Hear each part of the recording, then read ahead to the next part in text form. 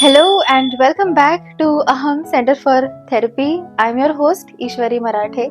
I'm also a therapist trained in RECBT and ACT, and what you're watching is the next video from the pregnancy series. As the thumbnail suggests, what I want to share today are some of the main things that helped me keep my mental health stable and in fact have a positive pregnancy experience thus far into my pregnancy. I am just about to start with my third trimester, so of course I will be sharing the experiences that I have then in further videos too. But so far, through the 6-7 months that I have been pregnant, here are my top things that have helped me keep myself sane and also enjoy being pregnant. So if you're curious, let's go.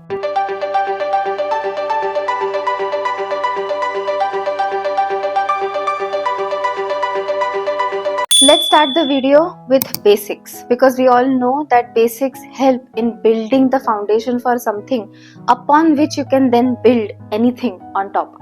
So similarly, the basics of your mental health are going to help you to get to a certain point, post which the next suggestions and the next tips that I will be giving out will help you build that mental health building for yourself. So what are some basics of your mental health that every pregnant woman should take care of?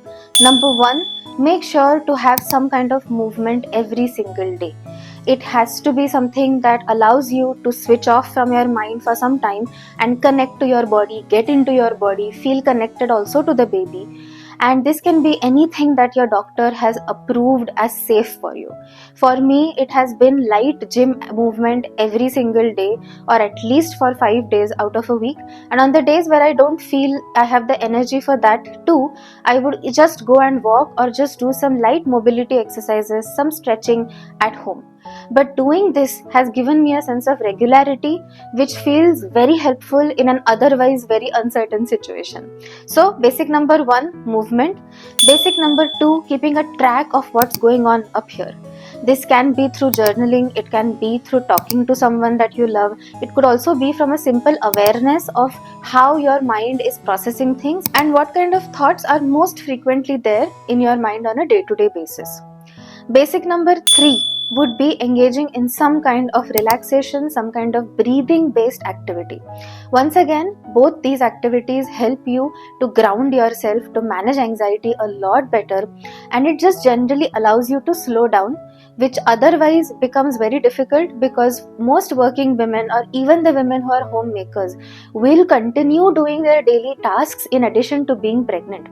So you need a time in a day where you are consciously slowing down and forcing yourself to just be still when everything else is still going on full speed. So you could do some basic deep breathing. You could also do some pranayam. That is something that I have been doing throughout my pregnancy, is omkar and pranayam every single day, either after I have had a bath or before I go to bed.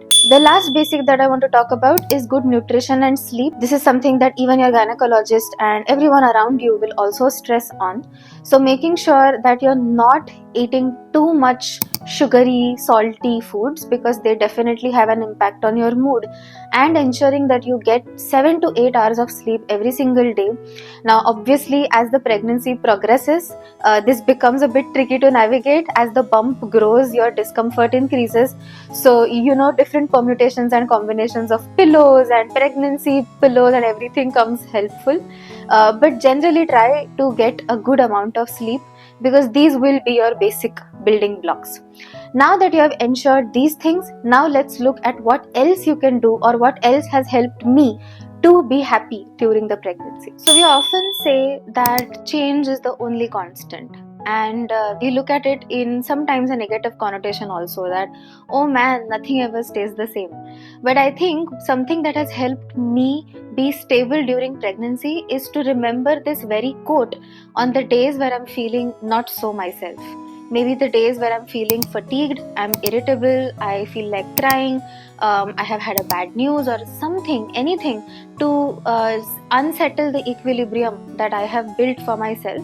On those days, this saying actually comes to the rescue, because it tells me that no feeling is going to be permanent. The way that I'm feeling right now, no matter how strong, how big, or how significant it may feel, it's still going to be a passing by feeling, and it's just a traveler who is here to visit me for some time and is in due time going to take my leave also. So, one of the things that I would like to share with you all right now is to start looking at the negative experiences that come in with pregnancy, the mood swings, the moments of doubt, the moments of tension and stress, as visitors who are there with you only for some time and are going to eventually go off on their own merry way if you give them the permission to. Now, what do I mean when I say give them the permission? I mean first accepting that there are visitors. You can't be in denial about the fact that they're there in the first place. So once you accept it, that is instantly the moment we're opening the door for them to also pass by, right? So embrace the negative days with equal enthusiasm that you would the positive. I know it's easier said than done, and I am also still getting a hang of doing that for the negative days that I go through.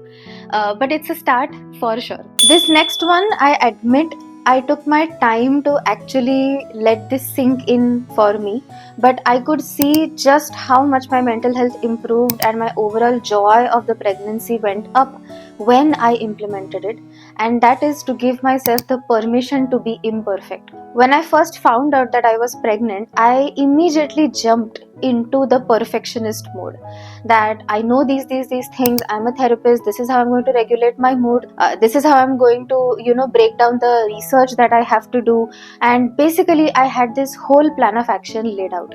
And like most people, I forgot to factor in that I'm a human being at the end of the day. I'm a therapist later. I'm first a person who is allowed to make mistakes, who is allowed to have bad days, and who is allowed to just be messy during my pregnancy.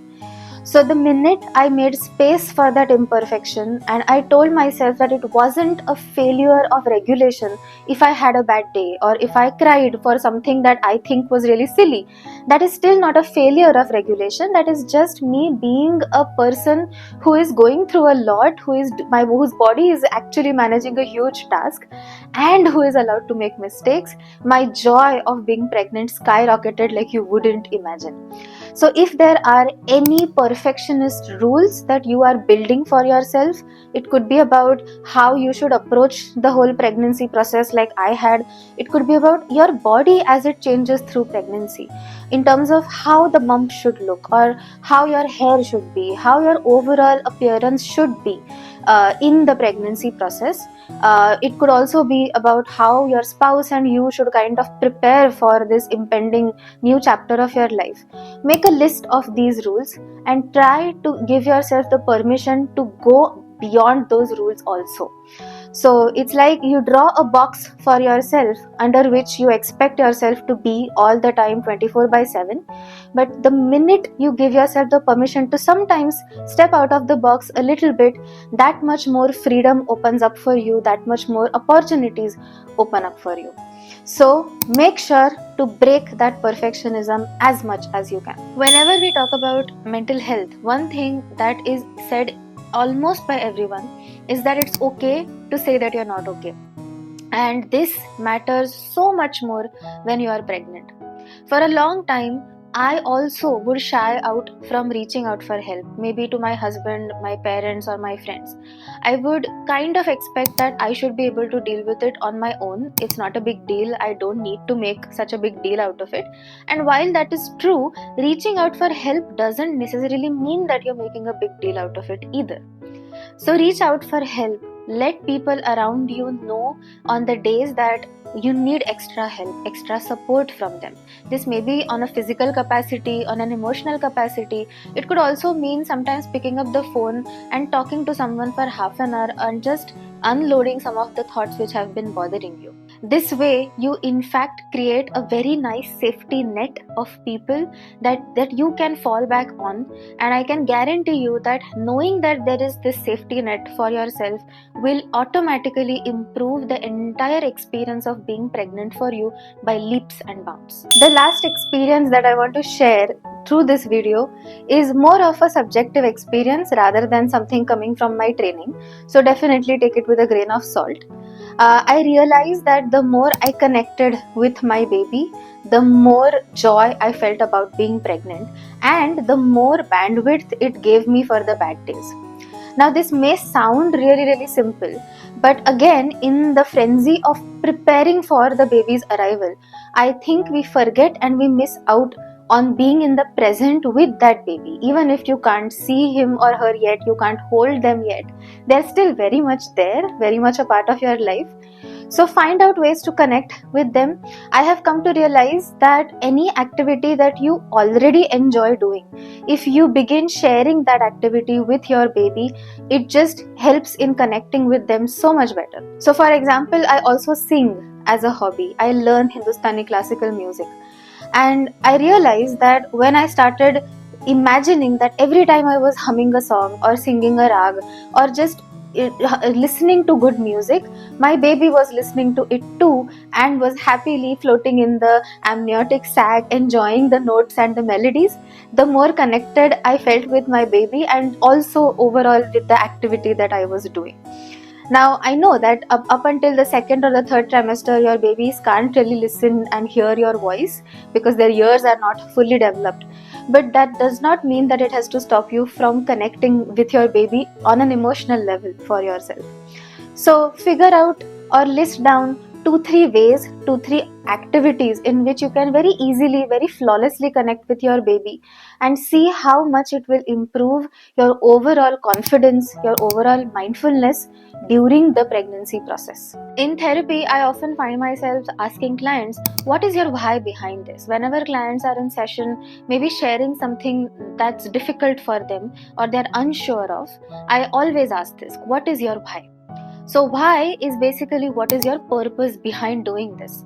And I have come to realize that the more clarity I have for myself about what my why is behind choosing to be pregnant, behind choosing to accept parenthood, and everything that comes with it in the next couple of years, the more I feel in control. So, on difficult days, on days where you're feeling unsure and unsteady of yourself, anchor yourself to this why.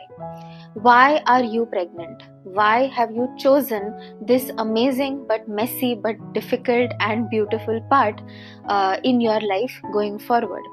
Make a list of them. Talk about it maybe with your spouse or with someone close to you, and see how that shifts your mood from maybe being extremely anxious to initially feeling better than before, and then ultimately going back to feeling positive about the pregnancy. So that's it for today, folks. These were some of the top things that have helped me stay sane.